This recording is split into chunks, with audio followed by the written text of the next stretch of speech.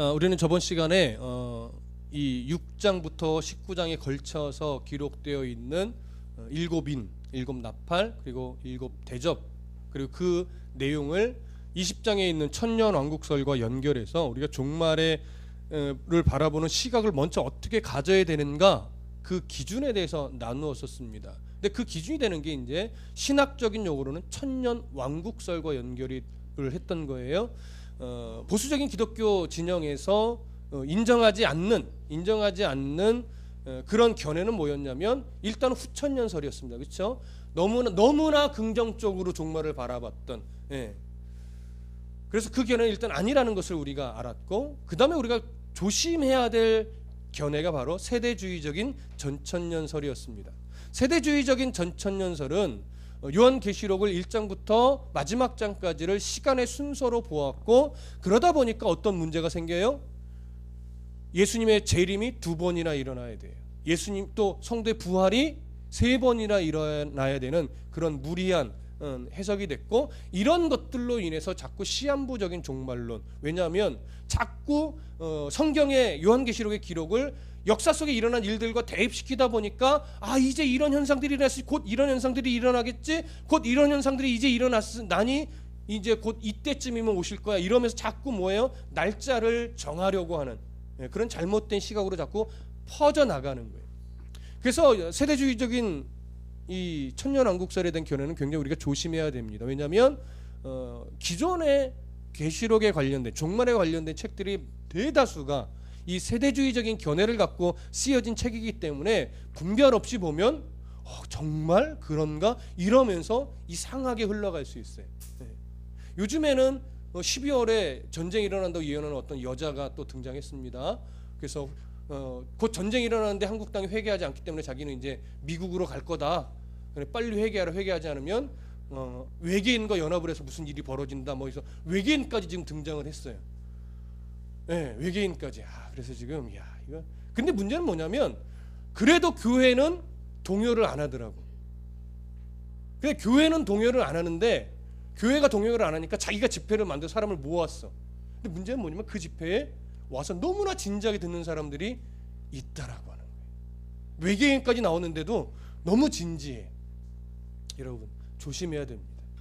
종말에 대한 시각을 먼저 정확하게 기준을 잡아야 이상한 소리를 할 때 하고서 그냥 던져버릴 수 있는 거예요. 기준이 안 잡히면 정말 그런가? 이렇게 갈 수 있어요. 그런 거 없습니다. 자, 그래서 우리가 지지하는 종말론의 견해는 두 가지였어요. 역사적 전천년설과 그 다음에 무천년설이었어요. 역사적 전천년설은 그래도 계시록을 문자적으로 이해함에 있어서는 많은 부분이 맞습니다. 문자적으로 보면. 그러나 무천년설은 이걸 문자적으로 보지 않고 상징적으로 보기 때문에 역사적 전천년설과는 많은 부분 다르지만 역사적 전천년설이 옳든 무천년설이 옳든 두 가지는 그래도 보수적인 기독교 진영의 복음 안에 그 중심이 있기 때문에 우리가 이것이 틀렸다 이것이 맞다 이렇게 싸울 일은 아닙니다. 어떤 게 더 건강한 시각이냐 이걸 바라보는 게 더 중요해요. 그래서 우리가 바라보려고 하는 시각은 뭐였어요? 무천년설이었습니다. 천년왕국이 이미 예수님의 죽음과 부활로 인해 시작이 되었다. 그래서 예수님은 지상 재림하여 통치하는 것이 아니고 영적으로 지금도 이 나라를 통치하고 있고, 사단은 결박된 상태로 발악하고 있기 때문에 아직도 기근과 난리와 여러 종말의 어떤 말세의 징조가 아직도 일어나고 있는 거예요. 그래서 우리가 분별해야 될 게 뭐였어요? 말세의 징조와 재림의 징조를 잘 구분해야 된다는 거였어요. 말세의 징조를 가지고 예수님의 재림한다고 막 이래 억지를 부리니까 이게 현혹되는 거예요. 말세의 징조는 언제부터? 예수님 초림 때부터 계속 있어 온 거예요. 중요한 건 이제 재림의 징조가 언제냐는 건데, 재림의 징조는 사람의 어떤 판단으로 알 수 있다 없다? 없다. 그게 중요해요. 사람의 어떤 이성으로 판단할 수가 없습니다. 하나님이 그래 이제는 복음이 충만하다라고 하나님이 여기실 때가 그때, 예수님이 오실 때. 그래서 지금 우리는 예수님이 언제 오실까 이거 고민할 때가 아닌 거죠. 이 기준을 정확하게 갖고 이제 오늘 본문으로 우리가 들어갑니다. 1절부터 8절을 읽었는데요, 오늘 말씀은 1절과 2절을 중심으로 사실은 전해지게 될 겁니다. 자, 8절까지 내용에서 네 번째까지 인이 떼어지면서 어떤 현상이 일어나는가 지금 우리는 읽었습니다. 첫 번째 인이 떼어지자 누가 등장하죠? 흰 말탄자가 등장을 해서 활을 가지고 면류관을 받아서 나가 뭐 하려고 합니까? 이기려고 합니다. 이기고 또 이기려고 합니다. 그리고 두 번째 인이 어린 양 되신 예수께서 두 번째 인을 떼자 붉은 말탄자가 나타나서 땅의 화평을 제거하고 서로 죽이게 하는 그런 일을 합니다. 세 번째 인이 떼어지자 검은 말탄자가 손에 저울을 가지고 와서 엄청난 기근을 일으킵니다. 네 번째 인이 떼어지자 청황색 말탄자가 나와서 검과 흉년과 사망과 땅의 짐승들로서 죽이는 일을 벌입니다. 모두가 다 우리를 두렵게 만드는 재앙의 모습들, 내용들입니다. 이런 내용을 우리가 조금 일단 기억해 두시고 한 가지 조금 이제 5장으로 잠깐 5장의 내용을 좀 기억해 보십시다. 5장에서는 누구에 대해서 우리가 나누었죠? 어린 양 되신 예수 그리스도, 죽음 후 생명을 내어줌으로 승리하신 그 예수 그리스도에 대해서 나눴어요. 그러면서 이제 첫 번째로 네 생물과 24장로들이 예수님을 찬양하고 경배했습니다. 그러고 나서 또 누가 찬양했죠? 범위가 넓어지죠. 모든 천사들이 하나님을 찬송하고 예수님을 찬송하고 경배했습니다. 그러고 나서 세 번째로는 모든 피조물들이 하나님을 찬송하고 경배했습니다. 그들의 찬송과 경배의 내용을 결론적으로 사실 요약하자면 결국 뭐였냐면 구원을 이루시는 그 하나님, 구원을 성취하셨고 완성하실 두루마리를 받아 이제 이 구원을 완성하실 예수 그리스도를 찬양하고 높이는 거였습니다. 맞죠? 그러면 잘 생각해 보세요. 네 생물과 24장로가 모든 천사들이 모든 피조물이 구원을 성취하셨고 이제 완성하실 두루마리에 기록된 대로 구원을 완성하실 예수 그리스도를 찬미하며 높였다면 그 다음에 예수님의 어떠한 일이 기록되어야 됩니까? 구원을 완성하실 내용이 기록돼야죠. 그게 맞지 않습니까? 그런데 6장부터 19장에 이르르는 오늘은 인의 내용만 보았지만 이르르는 인 나팔 대접의 내용은 구속에 관련된 내용입니까? 재앙적인 심판에 관련된 내용입니까? 그렇죠? 재앙적인 심판과 관련된 내용들로 다 이루어져 있어요. 우리가 요한계시록 종말 말세하면 자꾸 재앙 심판에 대한 이미지가 늘 젖어 있기 때문에 굳이 이게 뭔가 의미는 궁금하지만 이게 심판의 내용으로 일관되고 있다라고 하는 것을 별로 어색해하지 않아요. 그러나 잘 뜯어보면 구속을 이루실, 구속을 성취하실 예수 그리스도를 완성하실 예수 그리스도를 찬미했는데 정작 나타나는 현상은 뭐예요? 심판이에요. 이게 사실은 안 맞는 거예요. 근데 우리는 너무 자연스럽게 봐서 이게 안 맞는 건지 잘 모르는 거예요. 그러면 그렇기 때문에 우리가 6장부터 이제 시작되는 인과 나팔과 대접 이야기를 단순하게 심판, 재앙 이렇게만 봐서는 안 된다라고 하는 거죠. 무슨 말씀인지 이해되십니까? 이걸 단순히 심판으로 재앙으로 이렇게만 봐서는 이 계시록을 기록하게 하신 하나님의 정작 그 의도를 우리는 정확하게 알 수 없는 겁니다. 한 가지 더 생각해 보세요. 우리가 그런 말씀 드렸어요. 인, 나팔, 대접에 의해서 일어나는 이 심판적, 재앙적인 심판의 내용들은 대상을 누구로 하고 있다? 모든 사람입니까? 성도와 성도 아닌 자를 막론하고 모든 사람이 이 재앙의 대상이에요? 아니죠. 예수님을 거절하고 대적하는 자들을 대상으로 한 이 재앙적인 심판이란 말이에요. 그런데 생각해 보세요. 이 재앙적 심판들이 예수님을 거절한 자들을 대상으로 하고 있다면 우리들에게는 영향을 미치면 돼요, 안 돼요? 안 되죠. 근데 실제적으로 미쳐요, 안 미쳐요? 미치잖아요.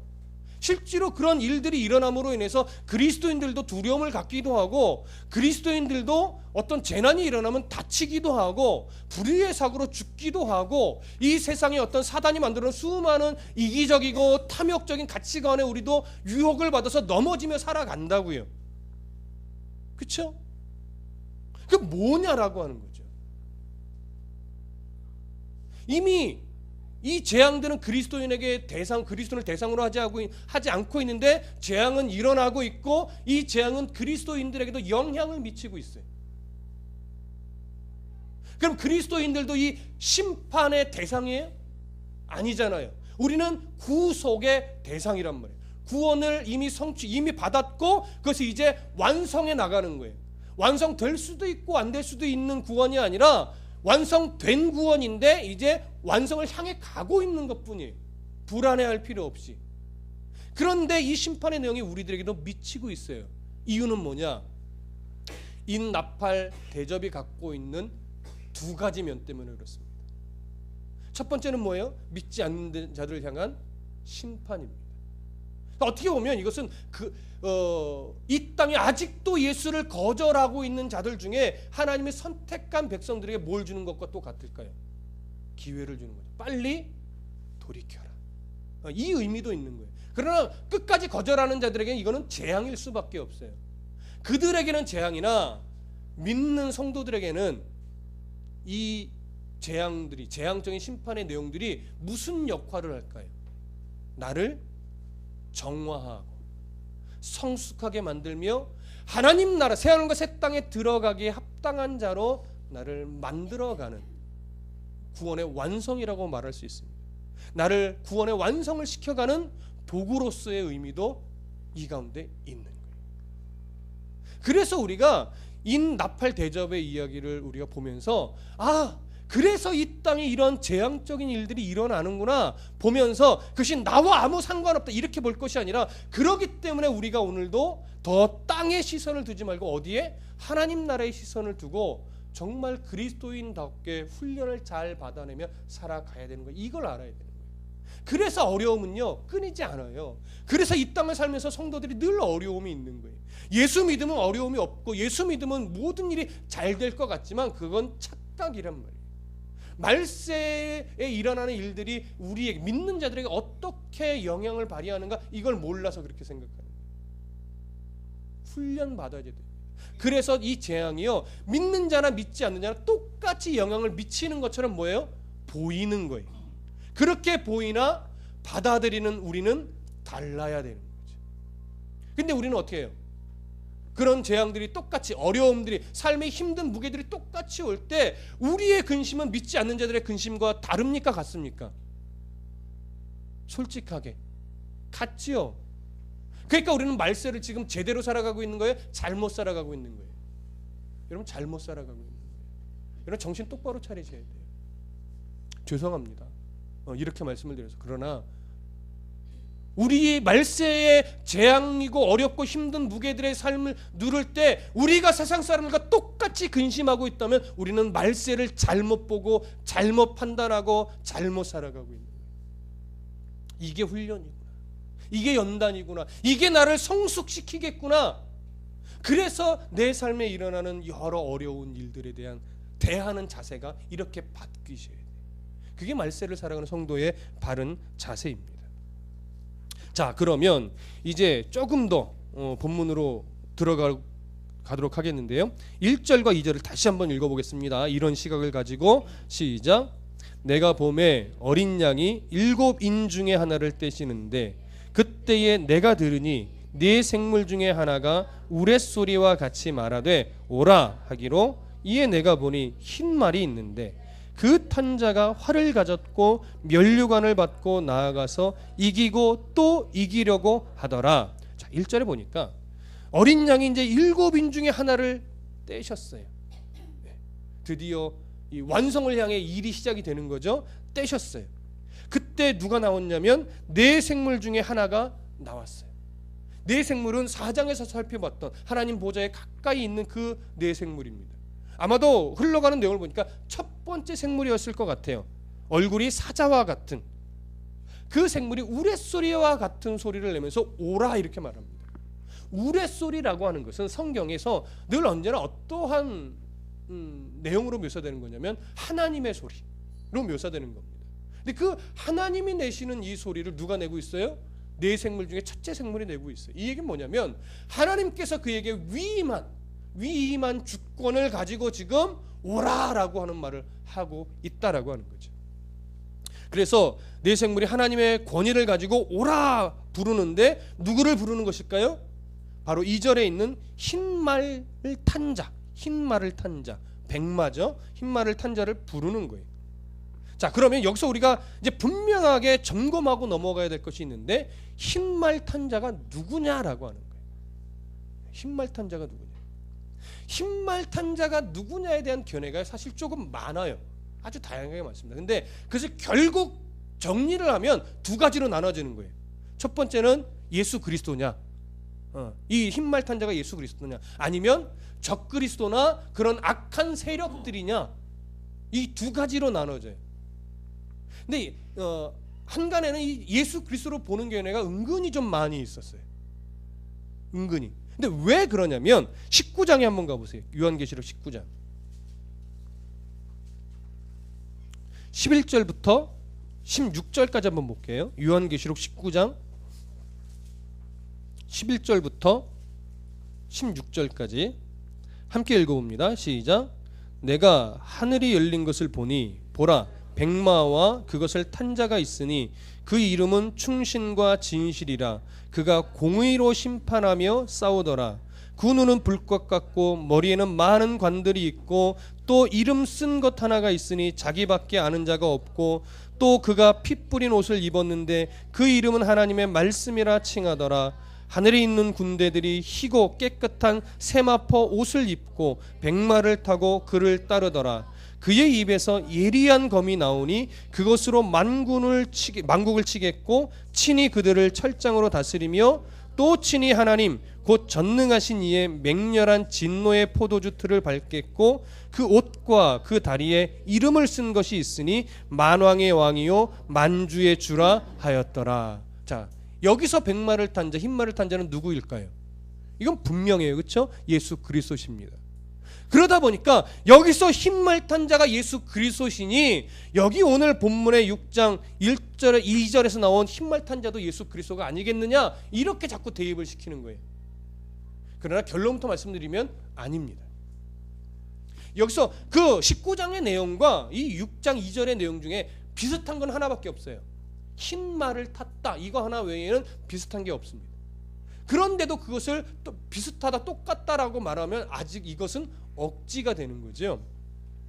자, 그러면 우리가 조금 더 왜 예수 그리스도가 아니라 적그리스도이며 또 악한 세력인가, 이 부분을 좀 살펴보겠는데요. 지금 오늘 본문에서 인을 떼시는 자가 누구예요? 예수님이시죠. 뭐 인을 딱 떼시니까 네 생물 중에 첫째 생물은 나와서 우레소리로 불러요. 오라 했더니 떼시니가 갑자기 그 속으로 막 들어가서 말을 타고 뜨그닥뜨그닥 나타나요? 아니죠. 그럼 이게 말이 안 되는 거예요. 떼신 자가 들어가서 또 나올 수는 없는 거예요. 근데 그런 부분에 있어서 충돌이 일어납니다. 그래서 그럴 수 없는 거예요. 같은 존재라고 말할 수 없습니다.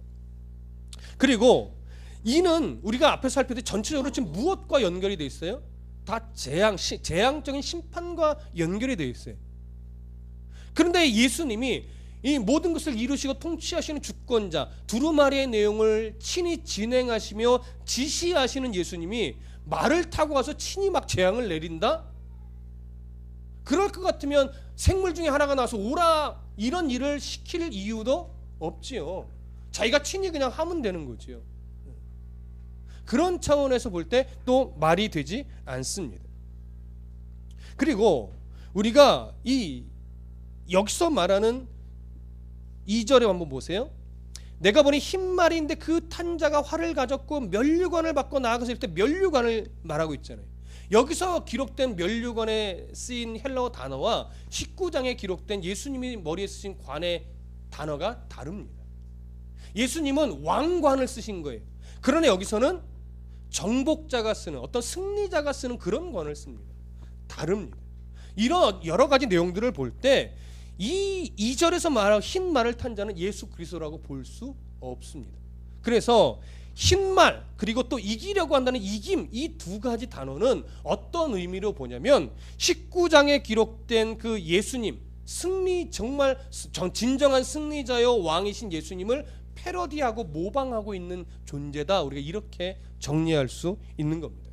여기서 이렇게 나타났기 때문에 이제 19장에 가면 진짜 예수님이 승리자요 왕으로 등장하시는 거예요. 이것은 적그리스도입니다. 악한 세력입니다. 일단 그런 시각으로 보셔야 돼요. 그럼 본문 속에서 조금 더 이 부분을 좀 찾아보겠습니다. 자, 2절로 넘어가 보세요. 2절. 내가 보니 흰 말이 있는데 그 탄 자가 활을 가졌고, 이렇게 말합니다. 자, 여기서 말하는 활은요, 헬라어로 톡손이라고 하는 단어인데, 이 활은, 이 톡손이라고 하는 이 단어는요, 군사적인 능력을 상징하는 단어예요. 군사적인 능력. 그래서 호세아 1장 5절에 보면 이렇게 되어 있어요. 그날에 내가 이스라엘 골짜기에서 이스라엘의 활을 꺾으리라. 군사적인 걸 말하는 거예요. 예레미야 51장 56절에는 멸망시키는 자가 바벨론에 임함이라 그 용사들이 사로잡히고 그들의 활이 꺾이도다 하면서 이 활들은 항상 군사적인 능력을 지칭할 때 사용되는 표현들입니다. 또한 이 활을 소유한 말탄 자는 어떤 이미지로 초대교회 때 그들에게 이렇게 정형화되어 있었냐면 파괴하는 자, 정복하고 파괴하는 자가 항상 활을 들고 말을 타고 왔다라는 이미지로 그들의 그때 당시에는 정형화되어 있었어요. 그런 이미지로. 그렇기 때문에 이 흰말 탄 자가 활을 가졌다라고 하는 것은요, 적그리스도나 그 악한 세력이 어떤 군사력과 같은 막강한 영향력을 미치면서 세상에 어떤 재앙을 일으킨다라고 하는 그런 의미로 이 부분을 우리가 이해하는 것이 옳다라고 보여지는 겁니다. 그리고 좀 전에 말씀드렸지만 흰 말탄자가 지금 뭘 쓰고 있어요? 머리에 면류관을 쓰고 있어요. 이 면류관 스테파노라고 합니다. 예수님이 쓴 면류관과는 다릅니다. 이긴 자, 승리자, 정복자, 이런 자들이 쓰는 말이에요. 쓰는 관이에요. 그런데 이제 잘 보세요. 2절 다시 한번 보세요. 중간에 보면 면류관을 받고 나아가서, 면류관을 썼죠. 쓰고 나아가서 뭐 하려고 해요? 이기고 또 이기려고 해요. 이 말은요, 풀어보면 이기려고 발버둥치고 있다, 이런 의미예요. 그러면 여기서 여러분 뭔가 이상한 거 발견하셨습니까? 충돌되는 거. 눈빛을 보니까 전혀 모르겠다는 눈빛인데, 보세요. 생각해 보세요. 면류관은 누구에게 주는 거라고요? 여기서 말하는 스테파노라는 면류관은 승리자에게 주는 면류관이에요. 근데 지금 이 흰말탄 자가 승리를 했어요, 못했어요? 아직 못했어요. 이기려고 하는 거예요. 때로는 이긴 것 같을 때도 있을지는 모르나 완전한 승리를 거둔 자가 아니에요. 이기려고 지금 발버둥 치고 있어요. 근데 머리에 뭘 쓰고 있어요? 승리자가 쓰는 관을 쓰고 있어요. 말이 돼요, 안 돼요? 안 되죠. 그러니까 정말 이 흰말탄 자는 승리자예요? 승리를 가장한 자예요? 그렇죠. 승리를 가장한 자입니다. 그러니까 승리자가 아니에요. 승리를 가장한 거짓 존재란 말이죠. 이 부분을 우리가 정확하게 아셔야 돼요. 이런 부분에 대한 이해가 없으니까 예수 그리스도인가 봐. 아닌 것 같은데 19장을 봐봐. 예수님이 흰말을 타고 있잖아요. 그러면 어떻게 돼요? 정말 그런가? 뭐 반박을 못하는 거예요, 여러분. 근데 이미 이 안에 충돌이 되는 게 한두 개가 아니란 말이에요. 승리자가 아니에요. 거짓 승리자란 말이죠. 근데 우리는 분별력이 없으면 이 거짓 승리자를 진짜 승리자로 알고 뭐예요? 질질 끌려가는 인생이 되는 거예요. 그걸 우리는 조심해야 됩니다. 자, 그러면 말세에 이런 거짓 승리자가 흰말을 타고 막 와요. 그래서 막 이기려고 해요. 이기려고 하다 보니까 여기 보면 이기고 또 이기려고 하죠. 이길 때도 있어요. 그래서 막 평화를 줄 때도 있어요. 예를 들어보면 저번 시간에도 얘기했지만 산업혁명 같은 거는 굉장히 큰 영향력이었죠. 당시에 막 세계에 평화가 온 것 같았어요. 근데 그 평화 뒤에 그 산업혁명으로 인해서 무슨 일이 벌어져요? 세계전쟁이 벌어집니다. 양면성이죠. 평화가 온 것 같지만 진짜 평화가 아니에요. 그러니까 과학이 발달하고 문화가 발달하고 산업이 발달하는 것은 사람을 살아가는데 도움을 주기는 해요. 그렇죠? 그것이 하나님의 뜻 안에서 선하게 사용되어지면 좋으나 악한 세력의 어떤 소나기에 붙잡히면 좋아 보일 수 있으나 결과는 뭐예요? 전쟁과 난리가 일어나는 그런 일들이 자행되어지는 거예요. 오늘날 인터넷 문화나 모든 어떤 매스미디어적인 문화가 너무 발달했어요. 그래서 성도들에게 유익을 주는 건 분명합니다. 그렇죠? 교회도 뭐예요? 홈페이지 만들어서 알리고 설교를 듣게도 하고 전도의 매개체로도 쓰고 스마트폰이나 뭐 아이폰이나 아이패드나 이런 걸로 전도의 도구도 되며 성경을 보고 또 여러 가지 주석도 그걸로 보고 또 찬송도 들을 수 있고 너무나 유익해요. 유익한 반면 위험한 요소도 너무나 많죠. 그냥 많은 게 아니라 정말 너무나 많아요. 그런 것들 속에서 그리스도인이 좋지 않은 영향력을 끊어내고 좋은 것만 활용할 수 있다면 너무 좋은데 그 매체들이 참 위험하기 때문에 우리는 조심조심해야 돼요. 나쁘다는 거 아니에요. 잘 써야 돼요. 그리스도인이 무슨 말씀인지 아시겠습니까? 다 이중성이 있단 말이에요. 그래서 이기고 이기려고 해요. 그러니까 여기서 활을 가지고 이기려고 한다는 것은 단순하게 뭐 군인으로 인해 전쟁이 일어나는 이것만을 말하는 건 아니에요. 그만큼의 세력을 갖고 나타나는 모든 사회적 현상들까지도 다 포함하는 겁니다. 가치관까지도 포함하는 겁니다. 문화도 포함하는 겁니다. 사단이 그렇게 자꾸 어떻게 해요? 흘러가게 만드는 거죠. 근데 거기에 그리스도인들이 그냥 자꾸 같이 탄단 말이에요. 세상에 그러니까 그러지 않으면 못 사니까 뭐 이런저런 이유로 나름대로의 명분을 가지고 거기에 다 한 발씩 다 걸치고 있는 거예요. 그러다 보니까 말세를 살아가는 성도의 바른 자세가 자꾸 나오기가 어려워지죠. 왜? 그 활을 들고 면류관을 쓰고 이기려고 하는 자가 무서우니까. 현실적으로 거기서 우리가 이겨내야 되는 겁니다. 거기서 가짜 속임수예요. 가짜 속임수는 진짜라는 얘기잖아요. 그렇죠? 진짜 속임수예요. 가짜란 말이에요. 그런 것들을 우리가 넘어가지 말아야 돼요. 그런 이기려고 하는 이런 현상들은 예수님 초림 때부터 말씀 때까지 계속 뭐예요? 반복되는 거예요. 당시 로마 제국이 거저 평화를 줬었어요. 그렇죠? 세계 전쟁이 일어나고 모든 문화가 거짓 평화를 주는데 거기에 속지 마십시오. 돈이 주는 평화도 재물이 주는 평화도 뭐예요? 일시적인 거예요. 물질 없으면 그 평화 다 날아가요. 명예가 주는 평화야? 그것도 명예 떨어지면 다 날아가는 거예요. 연예인들 우리 요즘에 자라는 세대들이 연예인들 너무 좋아하지만 연예인들의 인기가 얼마나 갑니까? 영원합니까? 영원하지 않아요. 근데 그거에 목을 메고 살아갑니다. 우리 조심하셔야 돼요. 연예인이 틀렸다 나쁘다 아니 이 얘기하는 거 아니에요? 자 그러면 이제 본문으로 조금 더 들어갈 건데요. 1절과 2절을 한 번 더 읽고 오늘 정리하겠습니다. 시작. 내가 봄에 어린 양이 7인 중에 하나를 떼시는데 그때에 내가 들으니 네 생물 중에 하나가 우레소리와 같이 말하되 오라 하기로 이에 내가 보니 흰 말이 있는데 그 탄 자가 활을 가졌고 면류관을 받고 나아가서 이기고 또 이기려고 하더라. 자 이제 저를 보세요. 1절과 2절의 내용은 이제 우리가 어느 정도 이해를 했어요. 적그리스도며 악한 세력이고 거기에 우리가 같이 동조해서 그 거짓 승리에 정말 그게 진짠가라고 현혹되는 삶을 살아가면 안 된다. 가짜다. 이 이야기를 나눴어요. 그러면 이제 여러분들 손에 두루마리가 하나 이렇게 이런 말려있는 두루마리가 하나 쥐어졌다고 가정을 해보십시다. 거기에 안팎에 막 빽빽하게 써있는데 너무나 중요한 내용이고 그 내용대로 우리가 뭔가를 해야 되는 거예요.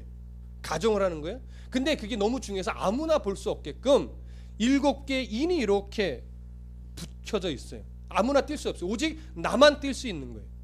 자 그러면 여러분 그 안에 있는 내용을 이렇게 펼쳐서 읽어보시려면 어떻게 해야 됩니까? 먼저 인을 떼야 되죠. 그러면 그 인을 뗄 때에 그 인에 무슨 특별한 효력이 있나요? 하나 인을 뗄 때 막 연기가 나면서 무슨 현상이 일어나고 인은 별로 중요하잖아요. 인의 의미는 그냥 봉인했다는 의미밖에 없어요. 무슨 말씀인지 아시겠죠? 중요한 건 두루마리의 내용이에요. 자 그러면 이제 여기서 여러분 인 하나를 딱 떼시면 첫 번째 내용을 읽을 수 있습니까? 읽으려면 어떻게 해요? 7개를 다 떼야 돼요. 하나 떼면 첫 번째 내용을 읽고 두 번째 떼서 두 번째 내용을 읽고 이런 거 아니에요. 다 떼어야 그 내용을 펼쳐서 읽을 수 있어요. 근데 오늘 성경은 하나를 뗐는데 첫 번째 내용이 진행되고 있어요. 또 두 번째를 떼니까 두 번째 내용이 진행되고 있어요.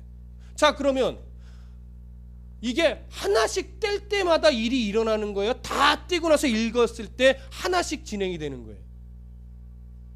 다 뗀 거죠. 무슨 말씀인지 이해되세요?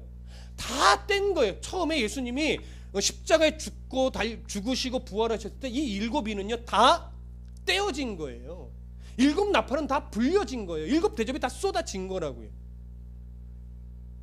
그리고 그 안에 있는 내용들이 어떠한 내용인가를 강조하기 위해서 어떤 논리적인 순서로 문학적인 걸 가미해서 강조하며 기록해 가려고 첫 번째 인을 떼었더니 누가 나와서 이렇게 해서 이런 일이 벌어졌다 뭐 이렇게 표현되는 것이지, 첫 번째 인이 띄어졌더니 거기서 뭔가 연기가 나면서 막 이상한 일이 벌어지고 이런 게 아니라는 거예요. 그래서 요한계시록을 시간적인 순서로 보는 것은 좀 무리인 거예요. 다 뗀 거예요. 다 떼서 내용을 보니 이제 이런 현상들이 일어날 거예요. 어떻게? 반복적으로. 대신에 종말로 갈수록 더 강해지는 거죠. 종말로 갈수록.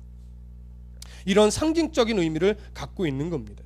그래서 이런 상징적인 의미를 갖고 말세에는 이런 심판적인 재앙들이 일어나는데, 믿지 않는 자들에게는 심판으로 다가오며 믿는 자들에게는 우리를 정화시키고 연단시키고 그리스도를 닮아가게 성화하게 하며, 그래서 하나님 나라의 백성으로 완성되어져 가게 만드는 도구로서의 역할을 하는 거예요. 이걸 놓치시면 안 돼요. 그렇기 때문에 이 재앙들이 우리에게는 두려운 것이 아니라 잘 받아내야 하는 훈련의 역할을 하는 거예요. 성경 한 구절만 좀 찾아보겠습니다. 사도행전 20장.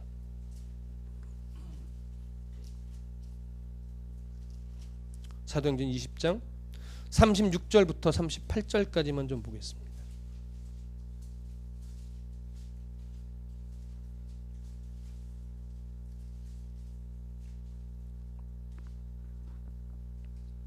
함께 읽습니다. 시작.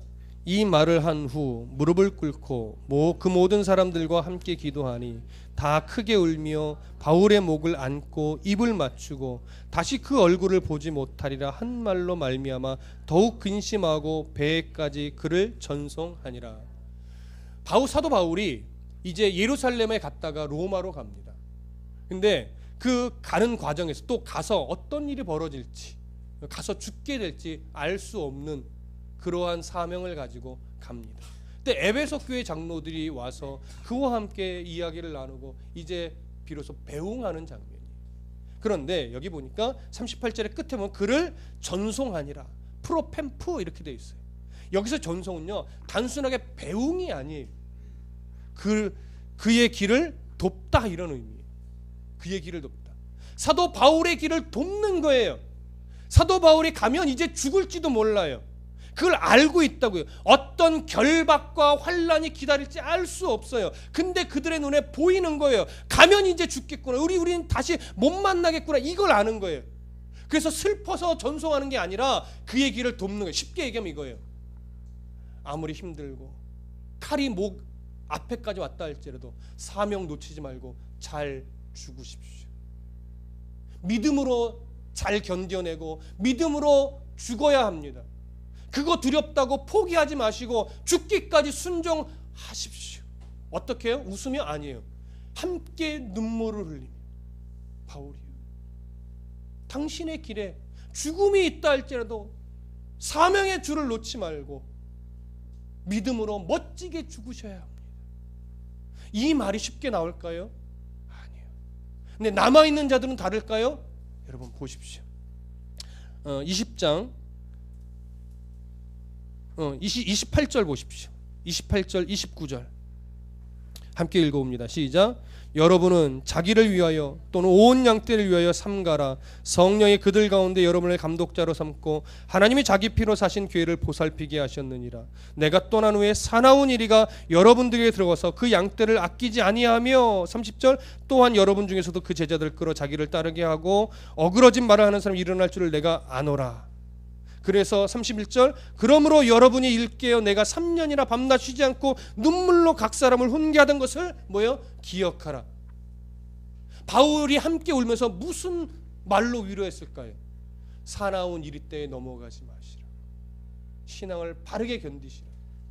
결코 쉬운 삶이 아닐 거라고, 결코 녹록한 삶이 아닐 것이니 거기서 신앙 버리지 말고 잘 견뎌내셔야 됩니다. 서로 울며 그렇게 전송하는 거예요. 믿음을 지켜내십시오. 그리고 바울이여 가서 잘 죽으셔야 됩니다. 결코 신앙을 버려서는 안 됩니다. 오늘 여러분들을 향한 제 마음이 그렇습니다. 여러분 기도하면서 여러분들 안의 삶에 일어나는 여러 어려운 일들이 다 떠나갔으면 좋겠습니다. 마음의 무거운 짐들, 육체의 고통들, 환경의 문제들이 다 제가 기도만 하면 다 풀어졌으면 좋겠습니다. 그런데 죄송합니다. 그러지 않을 때가 훨씬 더 많습니다. 그리 아니하실지라도 여러분, 이 믿음의 길을 포기하셔서는 안 돼요. 끝까지 신앙의 길 위에 서 있어야 됩니다. 사나운 이리떼가 양의 탈을 쓰고 우리 곁에서 으르렁거리겠지만 바른 분별력을 가지고 아픔도 근심도 염려도 주 안에서 하십시오. 그리고 이겨내십시오. 아프면 견디시고 슬프면 십자가 붙들고 우시고, 그러면서 하나님이 어떻게 내 삶을 풀어가시는지를 보십시오. 그것이 보이기 시작하면 그것이 힘들고 어려움으로 오는 것이 아니라 나를 연단하는 도구요, 하나님 나를 향해서 달려가는 인생의 과정일 뿐이구나 하는 것을 알게 됩니다. 그러면 슬프지 않습니다. 그러면 아프지 않습니다. 그러면 근심되지 않습니다. 우리 모두 이러한 자세로 이 종말의 시대를 바르게 건강하게 살아가시기를 간절히 부탁드립니다. 기도하겠습니다.